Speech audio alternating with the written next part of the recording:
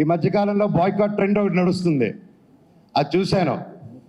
అది చూసి ఎందుకు, బట్ అది నాకు మాట్లాడాల్సిన అవసరం, సో అది చెప్తాను. నాకు అది చెప్పకముందు నా డైరెక్టర్ గారి గురించి ఒకటి చెప్పాలి. విజయ్ గారు ఇది most confident, most hard working, most మనసు పెట్టి డెడికేటెడ్గా ఒక అబద్ధాలు చెప్పకుండా 10 మందికి సేవ చేసుకుంటూ బ్రతికేదే మా డైరెక్టర్ గారు అండ్ హిస్ టీమ్.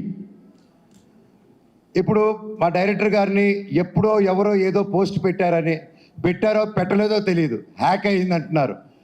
సో అలాంటిది ఒక ట్రెండ్ది తీసుకొచ్చి దాన్ని ఒక ట్యాగ్ చేసి ఇంతమంది కష్టపడిన సినిమాని ఆ పోస్ట్ నిజమో కాదో తెలియదు, ఆ తెలియని కూడా ఆయన అలా ట్యాగ్ చేసి, ఆయన ఒకటి చెప్తానండి ఈరోజు సభాముఖంగా, నేను లేకపోతే నేను చెప్పను అలాగా.